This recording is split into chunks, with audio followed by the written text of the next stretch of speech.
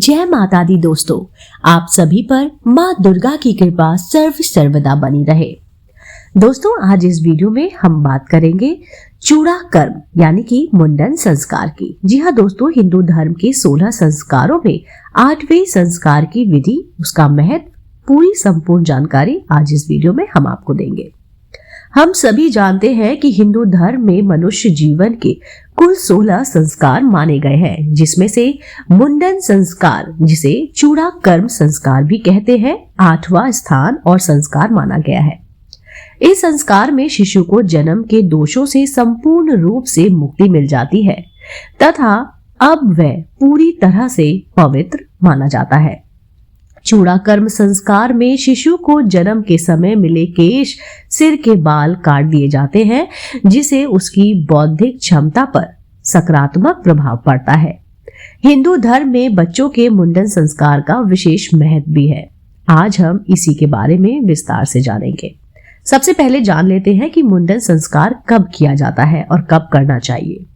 धार्मिक शास्त्रों के अनुसार इसे शिशु के जन्म के 1 वर्ष या फिर 3 वर्ष के होने के पश्चात किया जाना चाहिए। चूंकि अलग अलग शास्त्रों में इसके लिए अलग अलग समय काल दिया गया है, लेकिन मुख्यतः इसे 3रे वर्ष की अवधि में किया जाना शुभ माना जाता है। कुछ लोग अपने कुल की मान्यताओं के अनुसार इसे बच्चे के जन्म के 5वें तथा 7वें वर्ष में भी आयोजित करवाते हैं। इस बात का ध्यान रखें कि इसे 1 वर्ष से पहले कदापि ना किया जाए, क्योंकि शिशु का मस्तिष्क अत्यधिक कोमल होता है तथा उस समय मुंडन संस्कार किए जाने से उस पर नकारात्मक प्रभाव भी पड़ सकता है।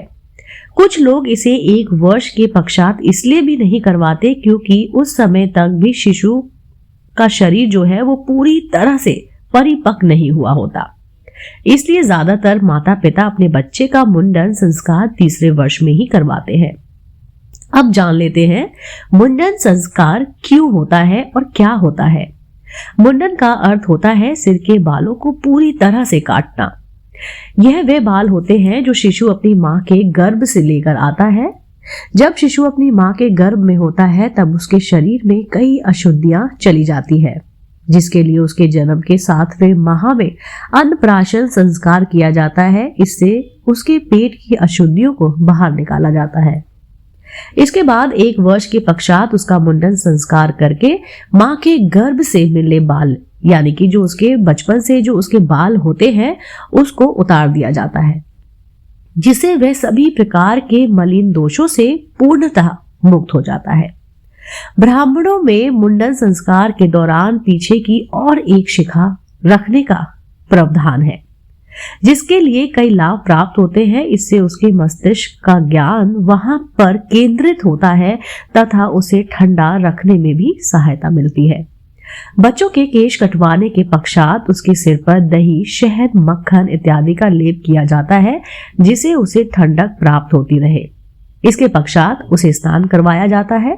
इसके बाद उनके बालों को नदी इत्यादि में प्रवाहित करवा दिया जाता है। दोस्तों, क्या आप जानते हैं कि मुंडन संस्कार कहाँ किया जाता है?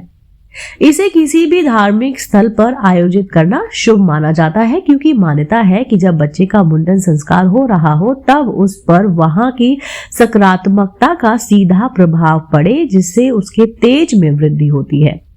इसलिए इसे मंदिरों, धार्मिक स्थलों, पवित्र नदियों के घाट इत्यादि पर किया जाता है। दक्षिण भारत में लोग मुख्यतः इसे तिरुपति बालाजी के मंदिर में करवाना शुभ मानते हैं। मुंडन संस्कार का महत्व क्या है?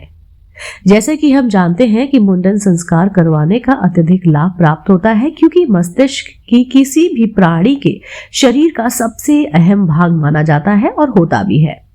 जब से शिशु के जन्म लिया होता है तब से उसके इस भाग की सफाई नहीं होती है, जिस कारण मस्तिष्क की जड़ों में कई प्रकार की अशुद्धियां तथा विषाणु विद्यमान रहते हैं। इसलिए मुंडन संस्कार के द्वारा उन सब को दूर करा दिया जाता है। इसके कई अन्य लाभ भी शिशु को मिलते हैं, जैसे कि उसकी तेज व बुद्धि में वृद्धि होती है। मुंडन के बाद उसके बाल और ज्यादा घने व मजबूत आते हैं। दांतों के निकलने से उसे जो दर्द हो रहा होता है वह भी कम हो जाता है। इन्हीं सब कारणों से मुंडन संस्कार का विशिष्ट महत्व माना गया है। बात कर लेते हैं मुंडन संस्कार करवाने के लाभ क्या क्या है। बच्चे के सिर की अशुद्धियां तथा कीटाणु बाहर निकल जाते हैं। उसका सिर ठंडा रहता है जिसे वे शांत महसूस भी करता है। बुद्धि का विकास होता है तथा ऊर्जा बनी रहती है। नए बाल मजबूत घने आते हैं। दांतों की खुजली समाप्त हो जाती है। शरीर में रक्त का प्रभाव अच्छे से होता है। विटामिन डी की कमी नहीं होती। अब बात करते हैं मुंडन संस्कार करवाते समय किन बातों का हमें ध्यान रखना चाहिए।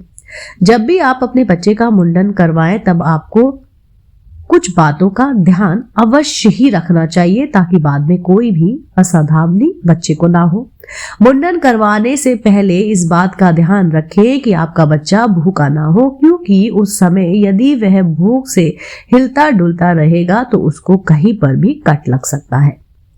जिस नाई से भी बच्चे का मुंडन करवाना हो वह अनुभवी होना चाहिए, जिससे बाद में कोई असावधानी ना हो। मुंडन कराने के लिए जिस भी उपकरणों का इस्तेमाल किया जा रहा हो वह पूरी तरह से जीवाणु रहित होना चाहिए, क्योंकि शिशु बहुत नाजुक होता है जिससे उसमें संक्रमण का खतरा बना रहता है। मुंडन करवाने के पश्चात बच्चे के सिर पर दही बेसन का लेप लगाएं जिससे उसे ठंडक मिले तथा फिर उसको स्नान करवा दें। नहलाने के पश्चात उसके सिर पर तेल लगाएं जिससे थोड़ी चिकनाहट मिले। साथ ही साथ कुछ दिनों तक शैम्पू इत्यादि का इस्तेमाल करने से बचें। दोस्तों, उम्मीद करती हूँ आपको चूड़ा कर्म यानी कि मुंडन संस्कार की सभी जानकारी आज के इस वीडियो में प्राप्त हुई होगी। ऐसे ही धार्मिक, पौराणिक, कहानी, कथाएं, जानकारी जानने के लिए आप देखते रहिए आपका अपना पसंदीदा YouTube चैनल आध्यात्मिक कहानियां।